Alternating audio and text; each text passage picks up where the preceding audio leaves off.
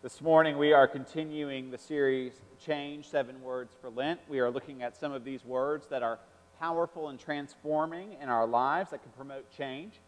Next week, I want to remind you once again, we're moving into Holy Week. We'll begin Holy Week with Palm Sunday, and in this service we will again have that wonderful Easter cantata. We hope you'll join us for that and invite a friend to be a part. But today we focus on another word, and it's a hard word for me. I'm perfectly capable of saying yes and no. I hope that I say thanks as much as I mean to. I'm learning to say enough, but I've never been very good at this last word, this word that is so hard for me to say, help. Asking other people to help is immensely difficult for me. I don't want to inconvenience people. I don't want to ask for too much. I don't want to ask for more than people can offer. After all, they will probably just say no anyway, and really I can probably do it faster, better, the way that I like it, the right way, all by myself. So no, I'm not going to ask for help. I will just take care of it and not ask anyone else. If you're a helper, if you work in a caregiving profession, you may be able to relate to this.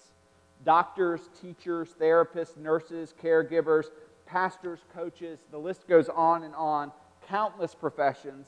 I have encountered time and time again that the people who identify as someone who offers care to other people are often the ones that have the hardest time asking for care themselves, because their identity is wrapped up in giving help. They don't ask for help because their life is dedicated to helping and serving other people. It's just not in their DNA to receive from others. Other times it has nothing to do with caregiving. Sometimes people just have a little problem with pride. People who can't ask for help because they have always done everything on their own. They know what it is to be self-made. They have done all the work. They have done everything in their life to achieve everything that they have, and they don't want to ask anybody for help because they don't need you. It's ridiculous sometimes how much effort we put into resisting the help that others want to offer us. Because there are all sorts of people in our lives who are ready and willing to help, that would drop everything at the drop of a hat to come and be of service to us because they love us, because they care about us, because they're just committed to Christ and they want to. I know that there are countless people in my life, in this very church, who are smart and capable. Most of you much smarter and much more capable than me.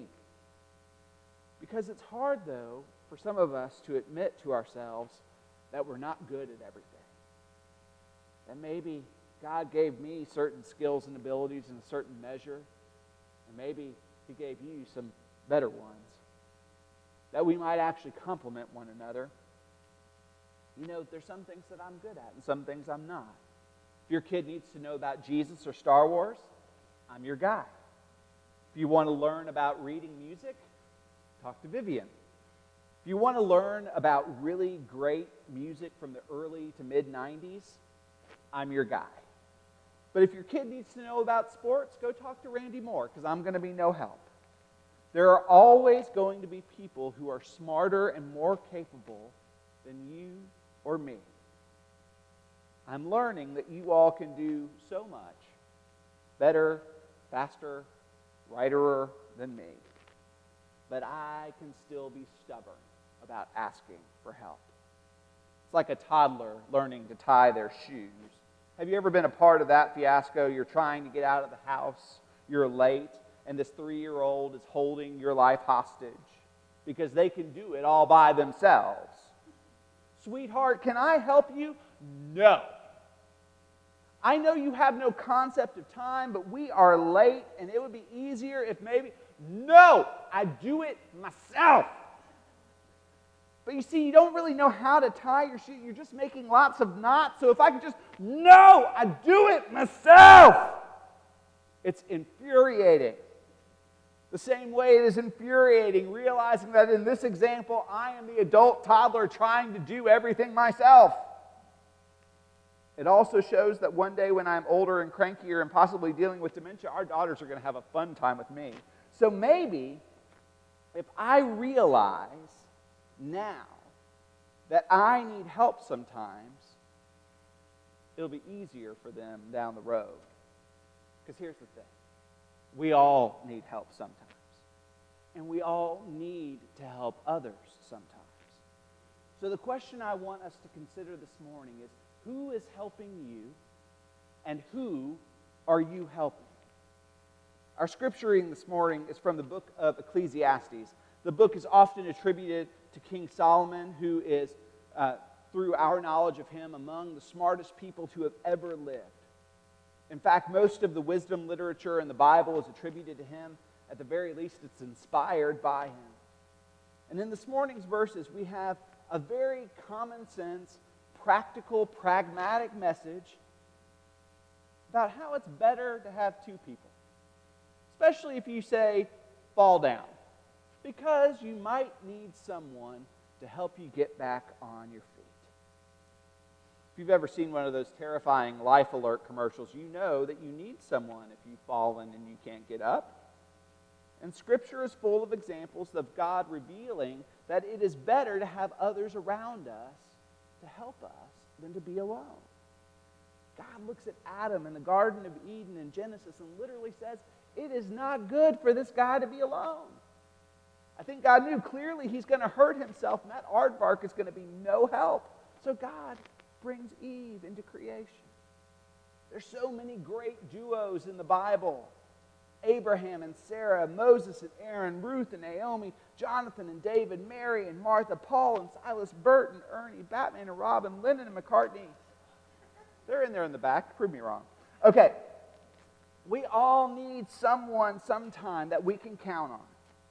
Someone who can help us in times of trouble. Because for every one of us, there are going to be times when you need help.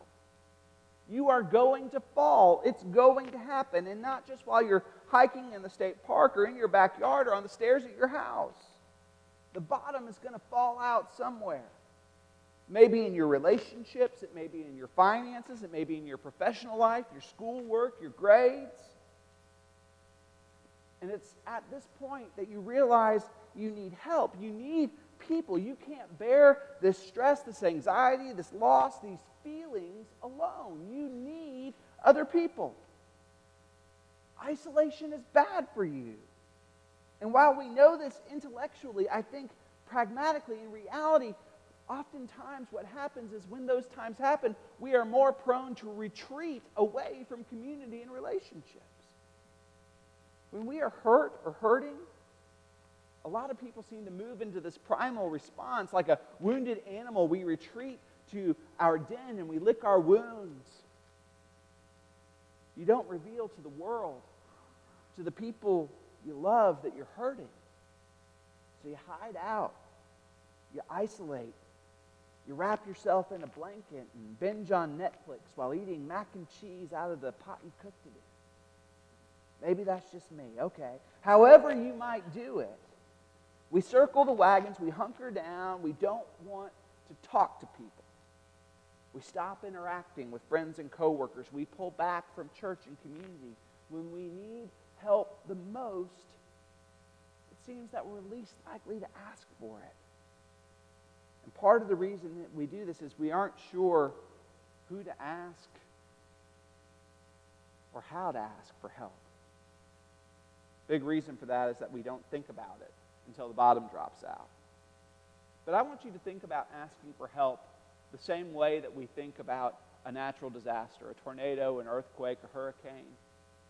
You prepare beforehand. We know that when snow comes, that is not the time to buy milk and bread, right? You need to buy it before. You need to prepare yourself. Identify who your helpers are in your life. Whose wise counsel can you trust in this world? Who can you help? Who can you count on to help you when you fall down? Who's on your speed dial? A clergy coach once said to me, who is on your personal board of directors? Who can you go to with help in your marriage, parenting, your faith, your finances, your work? And I'm talking about actual people, not like Dr. Phil and, we're talking about people you know with names and phone numbers and email addresses that you know. As you think about this, I want you to think about three important things that might be a factor in how you develop this idea of who is there to help you. First, it's choose competent people. Competent people. Don't take life advice from your drinking buddy from college who's unemployed and alcoholic and on his fourth marriage. He has proven he doesn't make great choices. Someone has already been through what you're going through. Someone has been doing life better and doing it longer than you have. Maybe there's someone in the church whose marriage you look at and go, I want our marriage to be like that. Or you look at them and you go, oh, they're the kind of grandparents that I want to be. What's their secret? I want to know how they have connected so well with their grandkids. You aren't the first person to go through times of trouble. You know, I used to ask my brother for help with all things technological because he lives in San Francisco, he works in the tech industry, but then I realized that every time he fixes something, it takes hours and something usually goes wrong, and then we have to go buy something and I want to kill him. So I've learned that I don't ask him anymore for help in that area. I'll ask him for other things. He's a good cook. We'll go with that. Choose competent people. Don't wait until it's too late. You know when something isn't right. You know when you are not where you should be in terms of your relationship or your work. Act early. We're talking about being preemptive in the way that we approach problems that emerge in our lives. Go see that marriage counselor, that doctor, that financial advisor, that cardiologist now. There is a point of no return. Don't race up to or cross that line and expect someone to help you when something is now too far gone to repair. Act early. Get lots of advisors. As great as your dad, your sister-in-law, or even your pastor might be at doling out advice, everybody's got blind spots. If someone is right 90% of the time, that means that they're wrong 10% of the time. See, I can do math. Talk to a few people. A second opinion never hurt anybody. Plus, when you spread the wealth around a little bit, and you're asking lots of people for a little bit, you're not overwhelming one person. Because let's face it, we've all had someone in our life who came back to the well a few too many times, and you didn't want to help them anymore. We all can be asked too much of, and that's why we invite a lot of people to help a little bit. A group of people will keep you from making too much of your own great, awful, or harebrained ideas. I remember several years ago, a fellow pastor in the United Methodist Church went on a personal spiritual retreat. While he was there, he felt convicted upon his return to his church that he was going to unify the church by combining their 3 different worship styles into one blended service that they would offer 3 times every single Sunday. Yeah, I know. I'm in the future too. It's not a good idea. The result was the choir came in robes processing down the center aisle as the band in Hawaiian shirts played loud guitar. As they competed for volume with the organ. The result was one sweet older woman in the front row covering her ears. Other people just looked confused. No one was happy. Shortly thereafter, that pastor was moved. The new pastor reinstated the different worship styles. You know, in looking at this pastor, it wasn't that he was wrong or that God didn't really speak to him about the need for unity in the church. But if he had just spoken to a few more pastors, a few colleagues, a few friends, they might have said, I'm not so sure about that. You're going to make a few people really, really mad.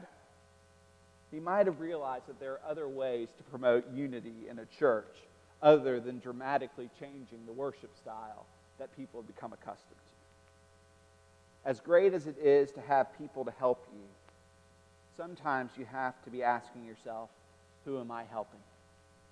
One of the strangest things that I found about helping other people is that no one seems to really know what they need. Or they do, but they're never going to ask you for it. So many times I've asked individuals and families in crisis, what can I do for you? What can the church offer to you? How can we be of help to you? And the universal answer almost to a person is, I don't know what I need. I guess nothing. Can you pray for us? It's startling when someone goes, yes, I know exactly what we need. It rarely ever happens. So sometimes you just need to do something. Anything you can. Practice a ministry of presence, just being with people. Offer what you can. I want to help you with your laundry. You've asked for financial advice. I'd like to give you some. I want to help clean your house. I want to rake your leaves. I want to pay for your dinner. I want to bring you food. I want to babysit your kids or keep your kids for you. I want to sit with your spouse or your parent who's ill. This week I was talking to Brenda Hall, and she was sharing a bit of her Sunday school class's lesson from last week.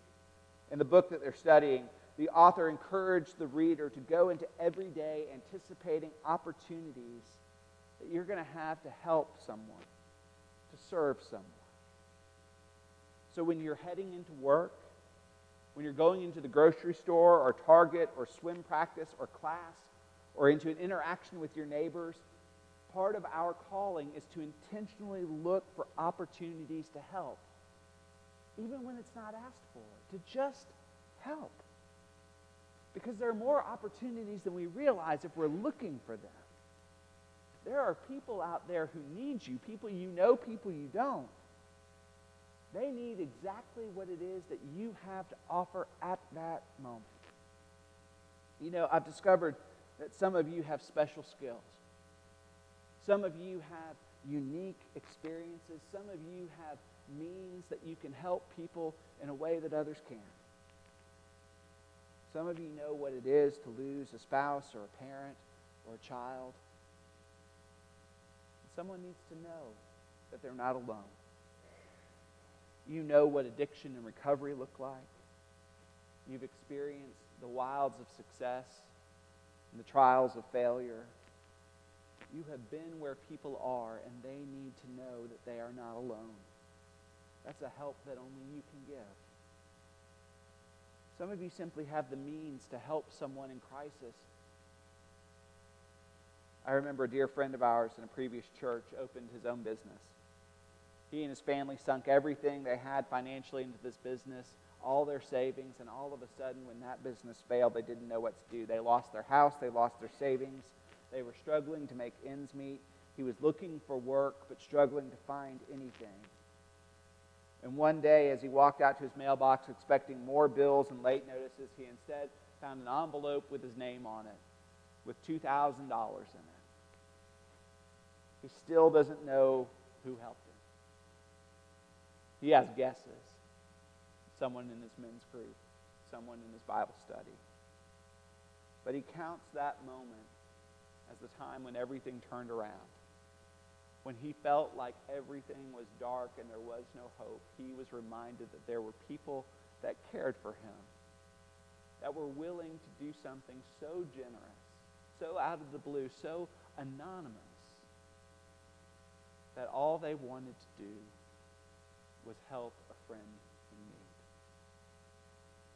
The help we offer, both big and small, seemingly significant or insignificant, can change the trajectory of lives of those we reach out to. This is a tangible act of the love of God, revealed in the simple act of helping someone who doesn't know how to ask for it, who may not even realize they need it. But God trusts us to be the ones